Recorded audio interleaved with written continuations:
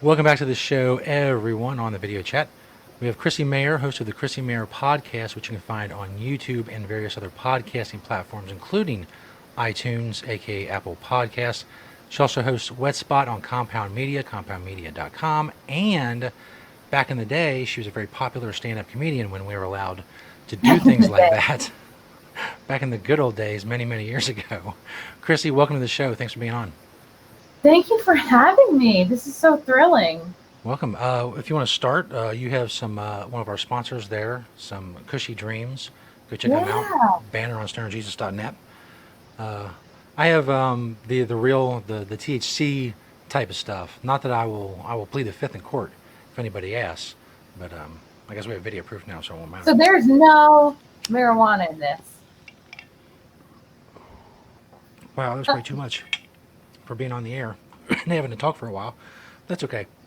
Yeah, it's CBD. It doesn't have any THC in it, but Oh, it's very. I found it to be pretty relaxing, and which is basically what CBD is supposed to do, besides some anti-inflammatory properties. It's definitely it works for some people. Works less for other people. There's dosing issues, and you never know how much to take. But it's not going to kill you. So smoke away yeah. or take the gummies or whatever.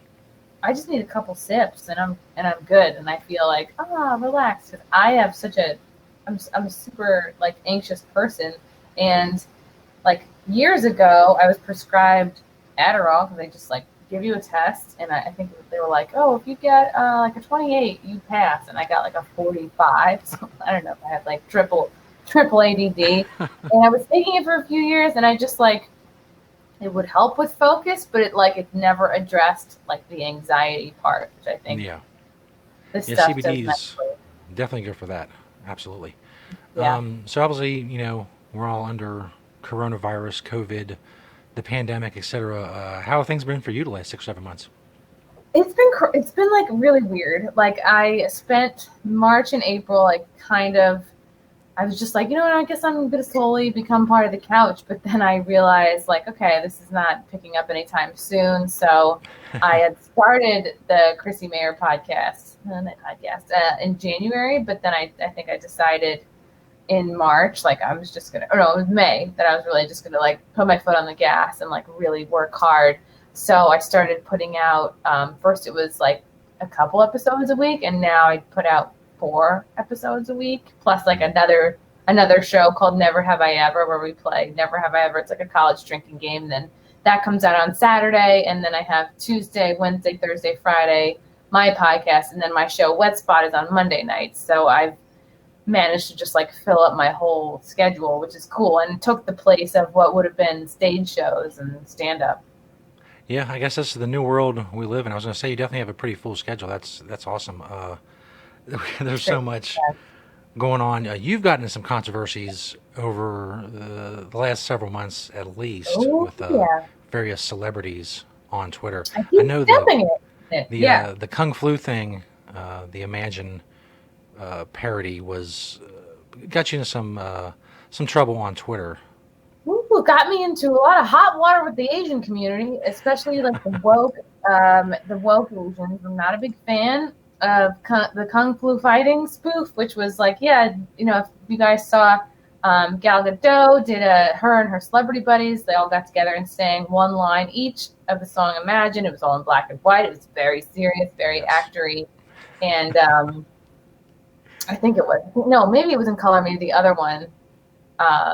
other one was black and white that I made fun of. But I think this one might have been all in color. Whatever. The point is like they were just like they were acting. It wasn't genuine. It wasn't coming Mm. across that they're just singing a song. So I was like, all right, I'll get me and my friends, my comedy friends.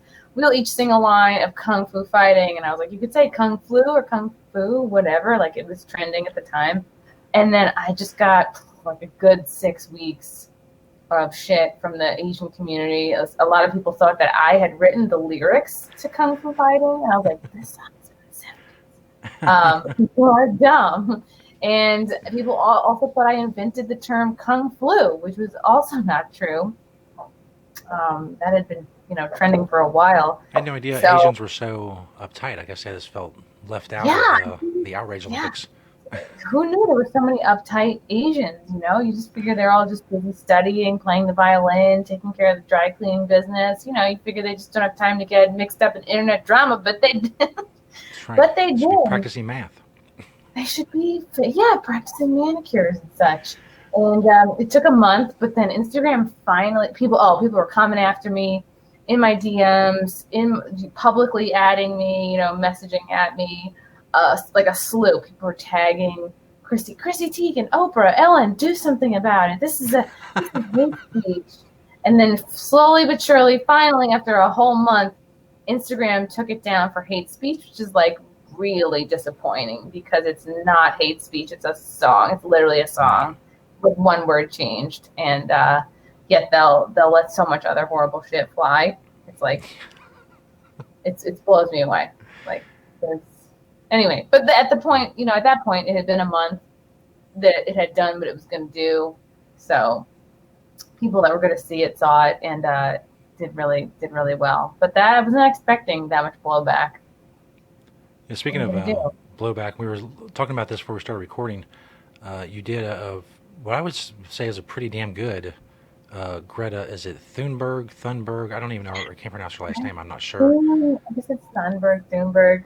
Yeah, and Greta climate change chick. Greta climate change. She was like, you know, I think this was back in September, and like when she kind of came into the news for like, you know, the climate, whatever she was not going to school because of the environment or something. She's on a boat, you know. in the Atlantic somewhere.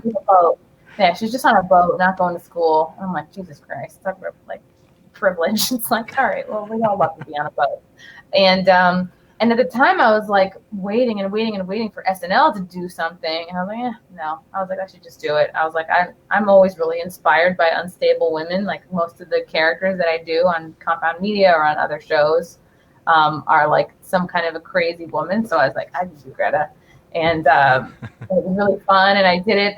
There's a show on Compound Media called In Hot Water where I would. This was like a year ago or whatever. I would go on and do characters and.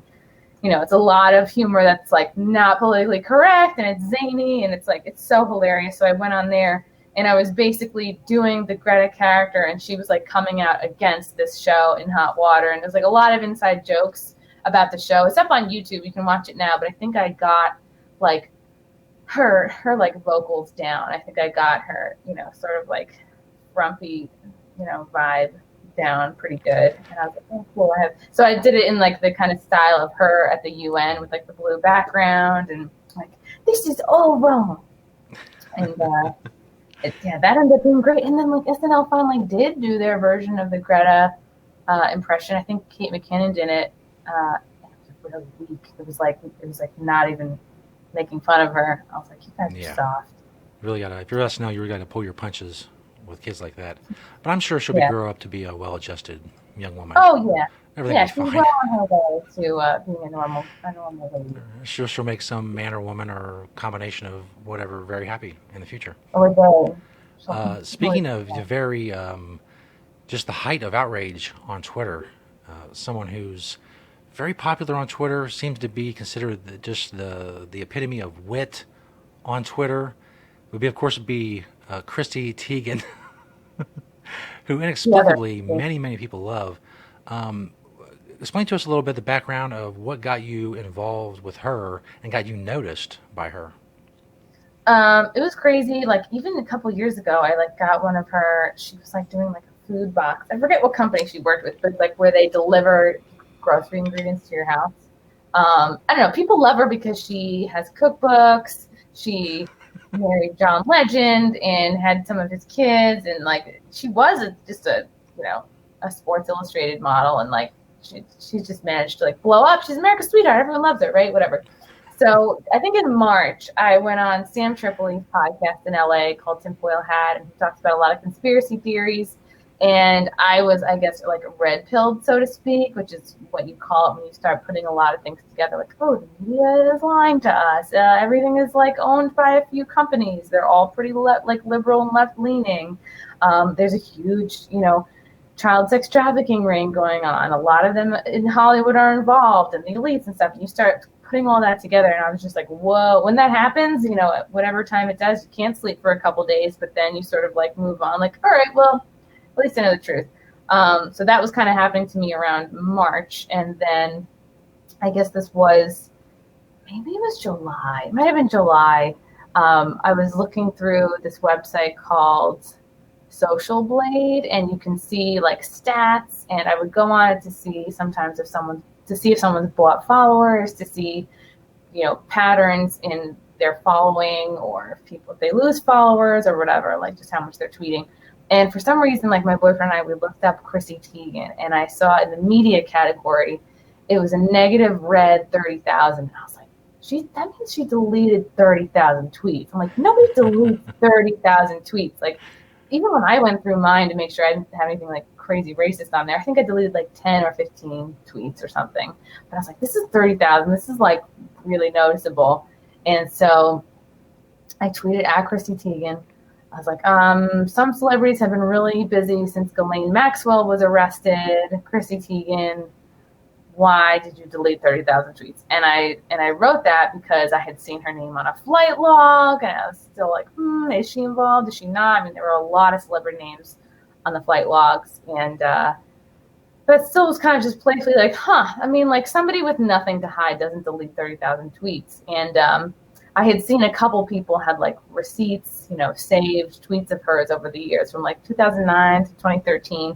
She was tweeting a lot of these creepy, you know, just thoughts of hers, like, oh, I want to Anthony Weiner this kid. And she said that it was because she was a big fan of toddlers and tiaras, and some of the tweets about that show would be like, oh, now they're bringing out a little boy, finally some eye candy for me. Like it sounds really bad. It sounds like I'm making this up, but for real, like, you can go back there, you can probably find, you know, still it's out there on the internet, you know, these tweets of hers that were like real creepy.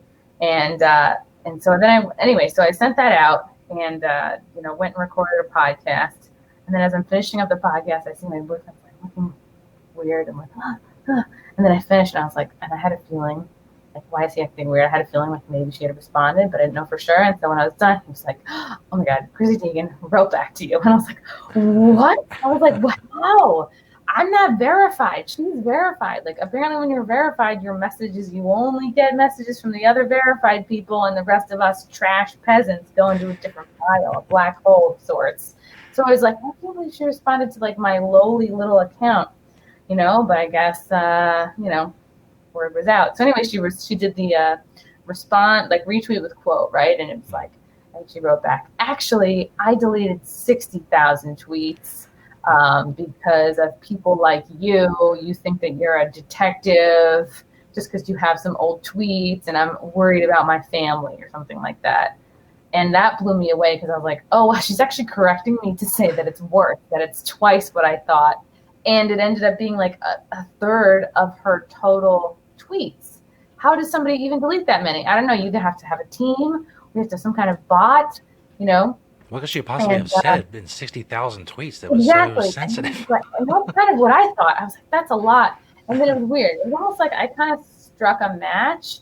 And then there was, unbeknownst to me, there was all this kindling and newspaper and whatever. And then everyone behind me was like ready with all of their proof and evidence, and like posting. And like the internet kind of went nuts. And like the conspiracy people, right? Like I mentioned before, like Sam Tripoli, people who I guess follow Q, just people who are like, you know, they're not bad people. Some people like think, oh, conspiracy theories are full of shit. It's like, no, these are just people who like want to find out the truth, you know, and they like to, you know, find out for themselves. So everybody came out with their screenshots and their proof and other examples of her creepy tweets from over the years. And you got to remember, like, this was at the kind of beginning of Twitter. Twitter started like 2007, so this was like 2009 to 2013. She also was not as famous yet. And, you know, I'm sure thought, oh, I'm just joking about hot kids. You know, I'm just saying things about like, oh, like liking how their bodies look. Like, oh, I feel like I want to send myself to jail. And she's making like kind of jokes about pizza. Now we know what we know now about Pizzagate, which kind of came out with the WikiLeaks, like the the Podesta emails, Hillary's, whatever, deleted emails, whereas there's this like well-known, I guess, pedophile code, and then these words pertain to different things, right? So there's like cheese, pizza, walnuts, whatever, hot dogs, all correlate to like little boy, little girl, very young boy, very young girl, person of color, jizz, like they all have different code words, right? And it's like, whether you believe that or not, you look at the WikiLeaks emails and you're like, oh, there's no way they're talking about pizza. Like, it's so sketchy. It's like, it would say like, oh, Obama is going to order $65,000 worth of hot dogs to the White House. Do you know what I mean? Like, that's just not going to be hot dogs. So, so they're knowing that's a thing, right? You go back and some of these receipts that people had was Chrissy talking about pizza. Oh, I woke up with pizza on my chest. Oh, Brad Pitch is handing me pizza. Oh, and as a person who really loves pizza, I don't think I've tweeted about pizza once in my life. So it just doesn't look good. Like the optics were real bad. She's got these like legit creepy tweets about kids, and it's like, yeah, it's like you can love a show, but this was too much. This was like kind of going overboard. And then you have these pizza tweets of hers. And then you have her, like the mass deletion of tweets, you put it all together and you're like, this doesn't sound like the actions of somebody who has nothing to hide. It to me seems like she and her team were probably like, oh fuck, you know what? Like people are coming out with all these screenshots. Like we might as well just like get busy and delete them. Let's delete everything with toddler, pizza, I don't know, little girl, I don't know, whatever words, because that's a huge overcorrection. That's a ton of shit to delete. And then after that happened, she blocked 1 million people, of which I ended up being a part of in her attempt to call the haters or whatever. And so she sent out, her team sent out all these press releases, all these, inquirers and news outlets and such were picking it up. Like Chrissy Teigen blocks 1 million people because she's afraid for her family, right? Like they spin it the way that looks good for her, which is like, oh, she's the victim and it's everyone's crazy and after her. Not like, oh, she said some questionable shit a few years back. So that was kind of news. And then sure enough, like the next day, she also tweeted at Twitter. She's like, I'm going to have to get off Twitter if Twitter doesn't do something about this actually scary behavior or actually scary tweets, because people were blowing up her shit. They were commenting on everything as you would expect when you're like, hey, you have some answers to do. So Twitter, like the next day or in the next couple of days, comes out with a statement like that they're basically going to crack down on QAnon people, and they deleted thousands of well-known followers of Q. Like one of my friends included, Tommy G, he had like 250,000 or so followers on Twitter, and just like boop, gone, and it's pretty wild to see how fast Twitter will bend over backwards for celebrities, how fast that they'll delete people who are not dangerous at all. The QAnon people, they literally just want the truth. And they don't want to be lied to, and they're just skeptical, and they do their own research, right? They'll crack down on those people, but yet they will let literal child porn be on Twitter, and that they just, I remember there was a day where I was like trying to, report this one account, and like since the Christy Tegan thing, people have been sending me like accounts like, oh, report this account, get this off here. This person has literal child porn, and it's truly horrible because like I had never seen anything like this like in all my freaking 30 some odd years of life. Had never. And then it's like, you used to think to see this shit you had to go to like deep, dark, icky side of the web. How do you even get there? I don't even know. But no, it's not. It's literally on Twitter. It's in your pocket. You can see the worst shit you've ever seen in your life just on Twitter. You know what I mean? And so people were sending me like accounts, and I was like linking the account. I wasn't like retweeting this guy's child porn or favoriting it or anything like that. I was just like, hey, this is the account. Let's all go report it.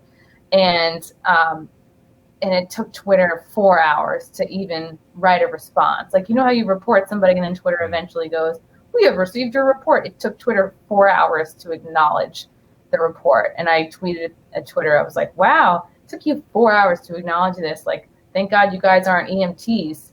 And in the process, like, I actually got suspended because I was like, why can't Twitter? And I was like, I guess I get it, because maybe people reported me instead of the account. Like maybe they got confused. I don't know. I was trying to give people the benefit of the doubt, but it really concerns me that like Twitter doesn't have people smart enough, or whether this is on purpose, or, I mean, it looks on purpose, right?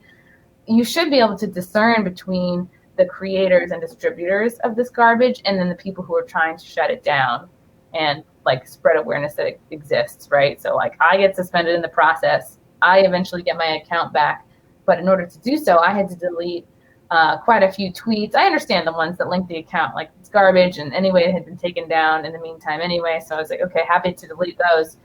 And one of the tweets that I had to delete to get my account back was the one I mentioned, in which I was critical of Twitter and their response time. The one where I said, like, wow, it took you guys 4 hours, like, which is crazy, because it's like, wow, that's just me making fun of you guys, and I have to delete that. Interesting stuff. So, you know, people say, oh, they're in Twitter, they're in on it, Facebook's in on it, because we know Facebook, you know, they had these content moderators that were straight up deleting anything that was pro-Trump, anything that was like from a conservative, and like they were caught red-handed. Like Project Veritas did a whole expose on it.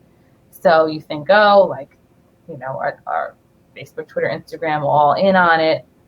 So that, you know, all that stuff together has sort of like given me a little bit of a boost in followers, which is amazing. It's always great to like, you know, get new people and exposing my podcast, my comedy, and the Compound Media stuff, and hopefully those people will stick around and want to go to a live comedy show someday. But in the meantime, like, just weirdly could never have expected any of this stuff to happen. You know, like if you had told me in March, like Christy Tegan is going, and you know what was cool is like I ended up getting mentioned in a lot of these, you know, like news articles. And at first they mentioned me just like internet troll Chrissie Mayr, or like Twitter user Chrissie Mayr. So like we actually had to reach out to a lot of these places and go, hey, like I'm actually a comedian, I do a podcast. And in some of them they did change it and update it, but in a couple of others I think it's just like lazy reporting, right? They just left it as like, it's like Twitter user, you know, like random girl. So it was good to see that some of them did update it, and then that did help me with like a little bit of a boost in following, which is great. And it was weird because I just had no idea what I was starting with all that. Like I just was like, this is a lot of shit to delete. That's all I wanted to point out. And then turn around and everybody, look at this. And I was like, oh God, this is all right. I guess she does have something to hide. It's definitely a weird thing to be. Well, first of all, the first weird thing about Twitter is, and I think I see it more on Twitter than any place else, is you'll see it every now and then, this attempt to normalize pedophilia and kind of say, well, you know, pedophiles is to sexuality and they have a problem and blah, blah, blah. And, you know, I understand all that, but to, you know, equate that to anything else is ridiculous, of course, because it's against minors. And as far as, you know, so-called conspiracy theorists go, it's easy to dismiss people like this. We were talking before we started recording about me being a very young, obnoxious Rush Limbaugh listener. There was also a time when I was an Alex Jones listener, maybe 8 or 9 years ago. And obviously there's a lot of entertainment value and a lot of, you know, hyperbole, and he's a really, you know, out there kind of guy and personality. But at the time he was also talking about, hey, you know, they're reading our emails and they're listening to our phone calls. And this was before, you know, Edward Snowden and all that. And people said, you know, they were saying the same thing. Well, that's crazy. The government's not going to do that. They're not going to listen to all our phone calls and check our emails and all that stuff. And now it's just something that we accept as fact. I accept if I send a message or an email to somewhere, somebody's reading it. And now it's just, it's we make jokes about it. I'm like, if the government's reading my emails, why don't you guys show up to a comedy show? You know, why don't you? I think the notion that the government's not doing just a ton of nefarious, degenerate shit is ridiculous. I mean, people who seek that kind of power, first of all, there's already something wrong with them. They seek to rule over other people. And if they don't have something enough wrong with them, once they get in that position of power, then that's it. Once you get a taste of that ability to do anything you want, that's it dominates your life. You look at pedophiles, and a lot of it, a lot of it's about power, right? So it's like if you're a person who seeks power, politician, it's like the Venn diagram. There's clearly a crossover, right? And and it's also like, well, you could look at Epstein, like him and Ghislaine were up to those shenanigans like in the 90s. In the 90s, it took decades for them to like get arrested, you know. So that's the thing. It's like you're rich, you're powerful, and you keep getting away with it. You're going to keep doing it. So, yeah, indeed. It's just like, and then there's also like the other group of like, you know, pedophiles that are like abused. You know, usually that kind of abuse like happened to them, and then they, you know, kind of relive it, and it's like sad stuff because I think a lot of them are like, you know, whenever you have a big trauma in your life, it stunts you emotionally, like unless you like go to a therapy and like really figure your shit out, like you're stunted emotionally at the age in which like that trauma happens. Like that's anytime you meet somebody who's like older but still acts like a teenager, do you know what I mean? It's probably because like something really traumatic happened to them in high school or whatever, or they never, you know, grew from something. So that's really sad. I think like that's kind of going on with pedophiles too. And like there's, you know, you can say, oh, we should feel bad for them, they don't choose that. Like it's one thing to have a desire, sure, but it's another thing to act on it. And it's like, absolutely, it's like, man, if you're having those desires, you got to talk to somebody, you got to figure some shit out, because it's like, it's really not fair to like abuse and hurt someone for life just so you can, you know, I mean, like there's it's just not worth it. It's like it's really damaging. So yeah. It's never cool to take your problems out on other people, whether it be minors it's like or otherwise. Kids. They don't know what's going on, and it's wild. And then there's a lot of theories going around. You know, Ellen is involved. That's why the Ellen Show isn't coming back. The whole idea that like her producers were like, you know, sexually harassing each other, like that. Apparently that's like the cover story that they're going with, instead of outing Ellen as part of like the international sex trafficking ring. There's word on the street that Oprah is part of that too, and like her you know, I think she has a school for girls in Haiti that's like been known to have a lot of, you know, like sex trafficking and like icky stuff and violations and whatnot. And I think the more you look into it, the more you find like the corporations and groups that are you know, their goal is to help kids, like UNICEF or whatever, or any kind of like foster care. It's, you know, those groups might start out with good intentions, but over time it seems that people that are pedophiles or want to like, you know, have easy access to kids sort of worm their way into these organizations. And, you know, over a couple of decades, well, now they're run by scumbags. And, you know, those kids that are most vulnerable are also the targets for this. So it's real sad. Absolutely. We alluded to this a little bit in the beginning, and to kind of get away from the, I won't say bummer topics, because it is important stuff to talk about. It's a bummer. I know. That's why I laughed. I was like, I'm going to bring the energy down. Yeah. We were talking about cannabis earlier, of course, Cushy Dreams and the CBD. What's been your experience with cannabis throughout your life? Like, when was the first time you smoked, and how to go and all that? Having other people's. Yeah, I think when I was a freshman in college, I think it was the first time I smoked, like in a real way, and it was a bong, and I just whatever, you know, lit up a bong like you do, and then I like kept leaning back, and then it was like slurp, and then I just drank a big old like throat full of bong water. Everyone's like, wow. "Oh, ew," and I was like, "What's the big deal, guys? I left you some. Don't worry, I didn't take it all." Because I thought that like that was part of the process. I'm like, "Oh, you take a little sip, you do a little smoke. It's the whole." And then I threw up like I'd never thrown up before. You know, just a few hours after that.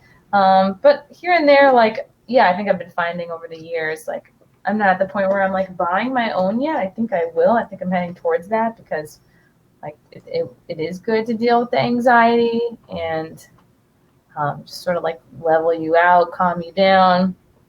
And if it fights inflammation, dang, that's even better.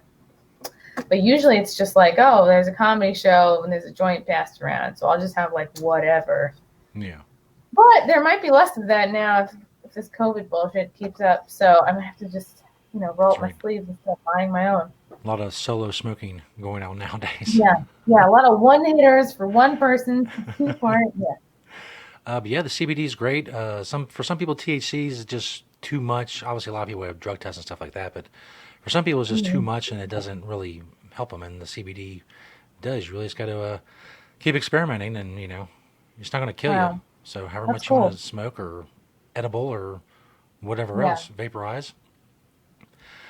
So, people who haven't You like, seen, well, how do you figure out like the dosage? How do you figure? Because like, when I got a couple of these cushy things, mhm, um, they sent me like a breakdown, like a sheet, and I was like, wow, I didn't know there was homework. So it's like, how do you know what the numbers mean? How do you figure mhm. out like the types? There's so many different types. There's like energizing, hustle, creative. It's like, well, how do you know what you need? Yeah, it's definitely a lot of trial and error, especially because when it comes to weed and how people ingest it and how it absorbs into their body, it depends. If someone's a much bigger person, they're going to need a lot more. Their tolerance is going to be higher. If you You smoke mean if weed they're on a regular mature, like basis, if they're a bigger person? huh? Like if they're gonna be the bigger person, like they're mature, like if they turn the other cheek. No, I'm totally kidding. That's a terrible joke. That's going to affect their tolerance a lot. If they smoke regular weed a lot, that's going to affect their tolerance. Like I said, it's a lot of trial and error and just finding what helps you and just paying attention to the effects. And hell, write them down if you have to. If you can't really remember how it was, say, well, I tried this, I tried the energy, and it did this, and I smoked a joint or half a joint or whatever. There's a lot of finding what works for you. And Just trying not to fall asleep at work. Yeah. yes, it's definitely an enjoyable process. I'm just so Um, relaxed. I missed the whole wedding. Yeah. so your shows, of course, your podcast, Chrissy Mayr podcast, Wet Spot. For people who haven't seen those shows, what's some of the things they can expect? Can you do shapes with the smoke? No, Can not you do even a close. circle? I can barely even roll. That's why I'm very much a Oh, bong I've never done it at bowl all. person.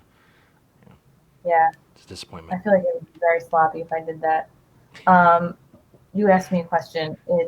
I think I listened. It Your was shows, where it gets the shows. I your have both. shows, what they're like, They're things of that they're good nature. shows.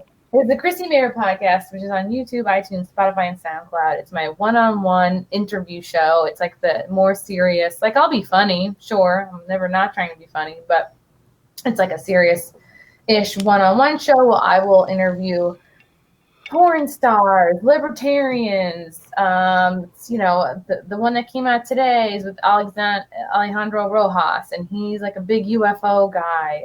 Conspiracy theory guys like Tommy G and Sam Tripoli and John Paul Rice, who was a big Hollywood producer, who kind of exposing a lot of like the icky parts of Hollywood and like knows about the sex trafficking stuff and you're talking about conspiracy theories and censorship and also comedians, like Anthony Cumia, who's one of my bosses. He created Compound Media. He was the other half of Opie and Anthony, which is like super successful, if not the most successful radio show. It was on Sirius. There was an interview that just came out with Jim Norton, also one of the biggest comedians. I've had Doug Stanhope. He's a pretty big name in comedy. Who else? I had Roger Stone on a couple weeks back. That might be one of my biggest guests so far. I was like amazed. I talked to Roger Stone a good 7 minutes just about pizza, like legit pizza, not pizza gate, like really just is into it. And I was like, wow, good for you. I really feel like it was just a big long pitch for him to try to get on Barstool Sports because they have like a pizza, Yeah, evaluation show that everybody wants to get on. So that's cool. And I like that. I feel like I can sort of like spread my wings or whatever. It shows like my range and I like interviewing people. I like sort of getting into people's like, if they want to talk, if they need therapy or whatever, like I like to sort of like get in there with people. Um, and then there's the Wet Spot, which I've had for about a year now on Compound Media, and it's like fluffy, right? So Compound Media, that network it's like it was mostly like news, current events shows, political stuff, and I was like, wow, there was nothing just hosted by a female. I mean, there is a female co-host on this show, Morning, but it's mostly male dominated. And so I was like, all right, there's like I think there's a need here for like a fluffier show. So I pitched, it's like a sex, dating, relationship advice panel show. And the panel will consist of porn stars and comedians. I think you're seeing a theme now. And we will take, calls, emails, people call on the phone, email, and also like tweet questions or whatever. And we'll try to answer the questions live over the air. And, in the last few months with the COVID bullshit, there's clip shows, we'll put together, just answers, what's your favorite position? And we had a March Madness style bracket of best sexual activity. That I think was back in May. And then we've also had really fun in-studio segments. There was a dominatrix girl who came in with one of her slaves, and it was interactive. We kept the rapping saran wrap, and he was naked. We laid him on the ground, and she was like, "It's okay, step on his balls." I was like, "I can't. I really can't. I don't have balls, but I feel I know what they're about." And these, what Not if meant I to be injure stepped him? on, that's for sure. She's like, "Step on him. Who cares? Just you can take it. He's a slave." And I was like, "Oh God." I was like, "Are you okay? Do you need water? Do you need ice?" But it's fun. And, sometimes, girls will show their boobs, which is always good to see. Absolutely. Yeah, it's female run, but definitely it's a huge male audience at Compound Media. So it's okay. We're trying to do a little bit of crowd pleasing, but also provide something new and, just kind of making sex stuff fun and not so serious. And then there's the Never Have I Ever show, which I just finished taping before doing this. And there'll be up to 9 of us, a bunch of us. And we'll all be in the Zoom format, right? Brady Bunch setup. And, the game, we're just going around telling stories. So it'd be never have I ever bought my own weed. And if I have bought my own weed, then I would drink and tell a story. Or what's a better example? Never have I ever had a threesome, right? So if I've had a threesome, I take a drink and then I tell the story, right? And then we go around, and if somebody else has had a threesome, then they tell that story, and then so on and so forth until we learn too much about each other. Awesome. So, like I said, if you're watching the video episode, there's a Linktree/Chrissie Mayr. You can find all her links to her shows and all of that. How can they find your YouTube channel? Because I think that's where you do most of your stuff, right? Oh yeah, I just think it's you just search my name, Chrissie Mayr, ChrissieMayr. It should definitely all come up. I don't know. Let's see if it's a name. No, yeah, just search my name. It'll all come up. Indeed. I did see the show you did with Jim Norton the other day. I'm a big fan of Jim Norton. Yeah, that was for the podcast. Yeah. Longtime fans of my show will know that I've been blocked by Jim Norton on Twitter for quite a long time. And to be fair, it was my fault. It was back in a time when Opie and Anthony were still together and Jim was still on the show, obviously. And we used to have a chat room on my show, and I was kind of annoying. I tried to get a hold of celebrities and other radio hosts and tell them, "Hey, look at me. I have a show too, if you're interested in me having a show." So a bunch of people in the chat room all basically tweeted the same thing at Opie, Anthony, and Jim Norton just over and over and over again. I think at some point it was over 500 tweets. Opie and Anthony ignored me, but Jim tweeted me, and I made a meme of this that I'll still use to this day because I remember his quote very clearly. He said, "Enough fucking spam about your fucking podcast." And then he blocked me. So I've been blocked by Jim Norton for probably, I guess, about 6 or 7 years now. So that's not. Oh my God. I'm a huge fan, and it was my fault. It was very annoying. If I would have been on the other end, I would have pissed me off. You're not missing anything. That's a lot, though. I mean, there's probably people I've had blocked for years now, but you're never going to think to go back and unblock people. Yeah, I've been blocked by many celebrities at this point. I'm not as controversial on Twitter as I used to be. The whole Stoner Jesus thing, which at one time was really the height of controversy. People just don't seem to care anymore. What about Christy Tegan? Has she blocked you? Huh? Has Christy Tegan blocked you? I really don't tweet at her. I don't think I follow her either. It's very, I don't know. It's only so much I can take. I saw her one day. I was sitting in McDonald's, and they had that one show, whatever show she used to be on, where all the women, of different nationalities would sit around and talk about various things, and it just she was on and on and on, and I don't get the appeal of Chrissy Teigen, I guess is what I'm trying to say. Well, she was a Sports Illustrated model, and then she was I get the appeal of her boobs, but she's put in a music video with John Legend. That's how they met. And I think just because she's pretty and, I don't know, has a good body, I guess. And And I know like a lot of women like her personality because she's like sassy, and what I don't like or respect about her is that she's like, she was so like complaining and bitching and moaning. Oh, like cute people, everyone's coming after me. I'm such a victim. Oh, Twitter. Meanwhile, she is like queen of getting people canceled, queen of canceling companies. So it's like, oh, finally the karma came back around, I guess. Absolutely. But yeah, people love her because she's like the self-appointed mayor of Twitter. But whatever. I think she's just kind of bitchy. She's not my mayor. I'll say that. Oh, I hope I'm doing that. Chrissy, thank you for taking the time to be on the show. Anything else Okay. you want to say to people before we let you go?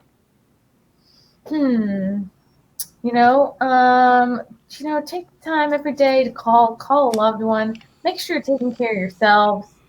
Today I started running for the first time in 2 months, Wow. and you're never too late to get your ass off the couch. Tomorrow's a new day, and be easy on yourself too. We probably all thought at the beginning of this, like, wow, I'm going to be home for months. I could learn a new language. I'm going to redecorate my asshole. I'm going to paint stuff and build a deck. And it's like, it's okay if those things didn't happen, because like, I think there's a lot more psychological effects of what's going on now than people are acknowledging, and it's weird times. So love yourself and others, and smoke weed or CBD. Absolutely. I'm definitely not going to go running, but I may redecorate my asshole. We'll have to see. Chrissy, Sit in a thanks. little bowl of bleach. I don't know how they do it. Thanks for being on the show and coming on here and talking with us for so long. Thanks for having me. Not a problem. Have a good night, Chrissy. You too.